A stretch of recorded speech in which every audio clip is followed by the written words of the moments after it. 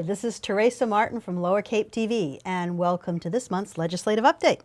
With me today is State Senator Julian and State Rep Sarah Peake. Welcome. Great to be with you. Thanks, Teresa. So I want to start off because we're in June, and June is the final thrashing of the budget. That's right. So like can that you bring us term. up to date on what's going on? Sure. So last time, Sarah had a really big update about the House. The House takes up their budget in April, and the Senate, we took up our budget at the end of May. And so this is a $41 billion budget, a whole host of priorities, really important for us here. The Senate budget actually really worked to continue to sort of expand the promise of education funding. There's actually a new rural aid section, which is going to benefit especially communities in the Lower Cape with education funding, meeting a 75% reimbursement for special education needs. So that's a really big, important thing I think the Senate did, and there's some pieces the House did as well, and so hopefully it's going to mean more dollars for K-12 education here. I focused on a number of local priorities, secured over $650 million for local priorities across Cape Cod, Martha's Vineyard, and Nantucket, and then also went to bat on some pretty important programs for small business and for nonprofits.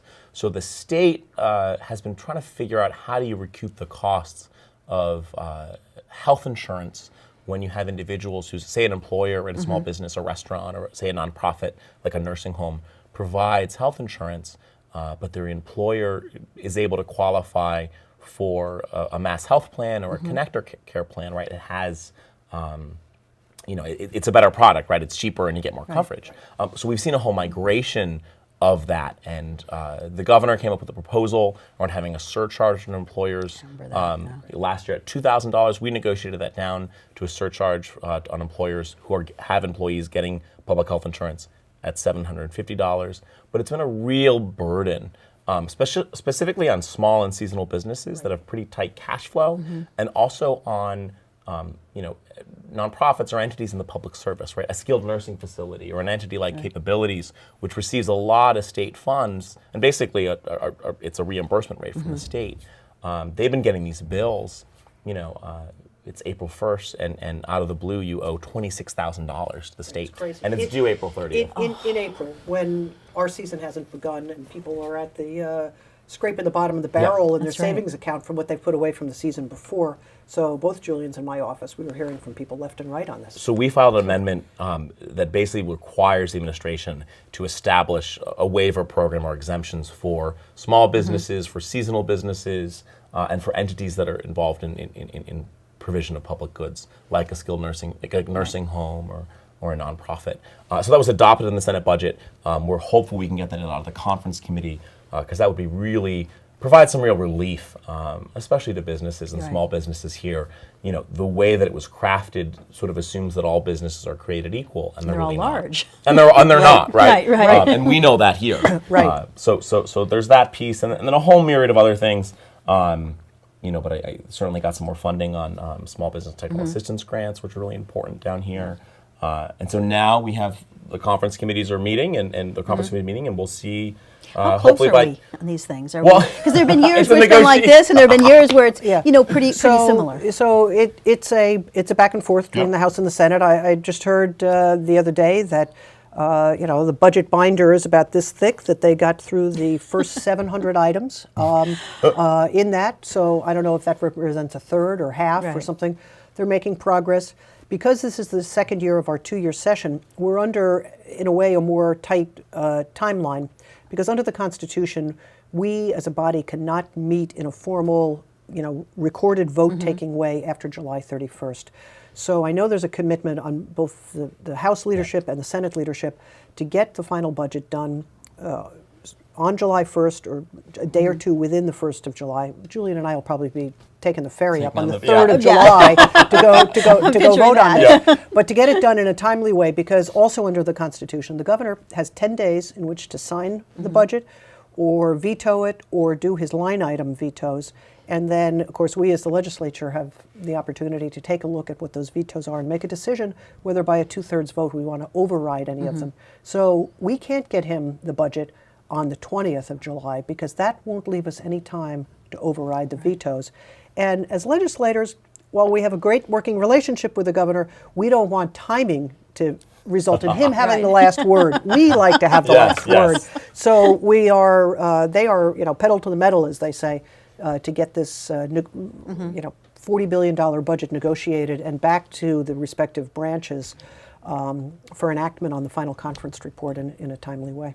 How close are we when it gets to the governor portion? Because there have been years, again, that's been a mile apart coming out. Do we have any kind of early reading on? Well, he has a choice at this point in time. What we vote on as our last vote is an up or down vote on the conference report. There's no more amendments that can be made. People make a decision, even if there's things in there you're not so crazy about, but there's other important programs that are being funded. It's your choice. Do you vote yes or you vote no? That's all you can do. And then the governor, it's a very powerful position he's in because unlike the president at the federal level, the Massachusetts governor does have a line item veto. So what we often see is he will go back through the budget and through the veto process and amend, vetoing in part or in whole, he'll send us back a vetoed budget that looks strangely like the budget he filed in January before we had our chance to go at it. And then we say, all right, now let's see what our priorities really are, and then that's the override process. There are times that he presents an idea back to us. For example, last session, I had an idea that was filed as an outside section, which puts a surcharge on overnight camping permits for out-of-state people at Nickerson State Park, and that surcharge stays just in the park for them to be able to use for Nickerson-specific improvements. And actually, I think I had it as a surcharge on all overnight camping permits at $2. So he sent it back. Out-of-staters only at $5. And when we looked at the mix of in-state and out-of-state, he actually had a better idea. So I asked the House and Julian asked the Senate to concur with the governor's amendment on that. So there is still back and forth up until the last end. A lot of the vetoes are often too directed at local priorities, which has been actually a series of friction between the administration and between the legislature. Through the years, we had this with the Patrick administration too. As well. Right. So that piece there. The good news for us is the legislature. I mean, we have very robust majorities, and actually the minority party tends to vote with, tends to override vetoes with us. Well, because regional is what it comes down to, right? Exactly. I mean, it's taking care. And they don't want their local priorities to be vetoed. Yeah. I think Senate and House leadership have the feeling that we are close to the people. House members in particular, because I have a mere 42,000 people I represent, not like the 160, 200,000 that Julian has. So with the veto process, we have the opportunity to go back and do overrides. And as Julian mentioned, they're often done in a bipartisan way because none of us like our local initiatives to be, to be slashed. And quite honestly, I think on the federal level, earmarks have gotten a bad name, but who knows better what the needs are of like Homeless Prevention Council here or the Lower Cape CDP. Right. I would think that Julian and I are closer to those organizations and know the good work that they're doing. Those are just two examples, and there's lots and lots of individual earmarks like that in a very granular way, small money can be extremely impactful. Yes. Well, in addition to the budget, there are other things going on, right? There are. So I know there's we talked about a few different things last time. We talked about the red flag bill? Yes. Talk a little bit about where that's gone. Sure. So this is the red flag bill, or the ERPO bill. And when I was down at the rally that the students organized at the Hyannis Village Green right after Valentine's Day, it was after the Parkland school shooting, the one ask of the young people was to do this red flag bill. Because the good news is Massachusetts has very strong, and I think balanced, but very strong gun bills, gun legislation, laws in place. And we are proof that good and strong gun laws equals gun safety and equals safety for the public. But the one piece that was missing, and something that Connecticut took up 5 or 6 years ago, soon after the Newtown incident, is this red flag bill, which allows for family members, school counselors, psychotherapists, people who are in a position to know somebody, to report to law enforcement if they have a fear that that person is posing a danger with their weapon, posing a danger either to themselves, which is an important thing, either to themselves or to the general public. which then allows, through a process, for seizure of that weapon and removal from the house. And the way that this improves things is, right now, the police can go in and seize a weapon, or a chief can say, I find that this gun owner, this permit holder, doesn't meet the suitability, believe it or not, that's the term, the suitability requirements. But under ERPO, or red flag, there's also a due process process that is put in.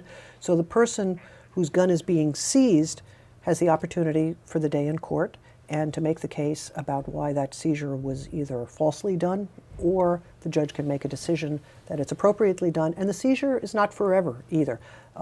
If there's a demonstration that the gun owner, has become stable again, or appropriate to have a permit, they can get that permit back. Yeah, I've read that's made a big difference in suicide by gun rates. That Yes, it suicide is has. the biggest impact. Absolutely. And this is really keeping in the bipartisan fashion that we've had around, appropriate gun control here.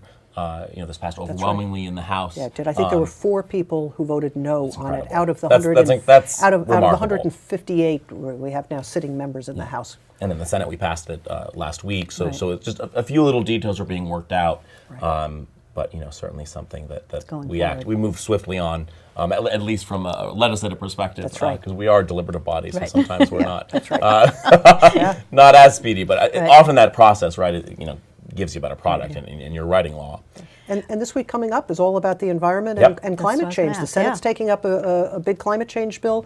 The House first is taking up the environmental bond bill. I'm working on some amendments that will give us some tools and money to our communities for coastal resiliency and planning. And what are you guys doing over? So we've filed and are taking up a pretty substantial piece of legislation around climate change and around clean energy. So if you look at where we primarily focused our intervention in Massachusetts, that's been focused on energy generation itself. And we've done actually a really good job of moving away from dirtier energy, Right. coal, towards towards green energy, solar, natural gas as well. But if you look at our emissions and look at our carbon impact, we've also got a whole other series of sectors, right, that are impacting this. Right. Whether it's transportation, which currently is the biggest source of emissions in Massachusetts, both our homes and our businesses. So we're going to be taking a look at that. Everything from removing the net metering cap on solar panels, looking at actually tying Massachusetts and asking the administration to figure out a way to get us to a carbon-free energy use. And this is really in line with and complements the really big thing that we had happen here last month, which was the announcement of the Vineyard Wind Project, Right. That's right. which is going to be tying in into Cape Cod, which is actually huge. This is 800 megahertz, and this is just coming into the Cape. Somewhere in the mid-Cape, it'll plug into the grid. This is going to be great for reliability. It's going to actually ultimately help reduce energy costs. And in the Senate plan, and probably a few jobs, too. a number of jobs. Right. Even here on the Cape, largely in New Bedford, but here on the Cape And as well. that maintenance that we're going to need. Yeah. And so we're really leading the country. This is going to be the first major offshore wind project that's going to be built. That's very cool. So it's something I think we're proud of, and that totally proud. It's look, we're going to be really groundbreaking. We're already really impacted by this, Yeah. right? We see a Right. changing climate every day. Here, Cape Codders do, and so I think there's a point of pride that, Right. that we're going to be doing our part. Well, believe it or not, we are almost out of time. Believe it.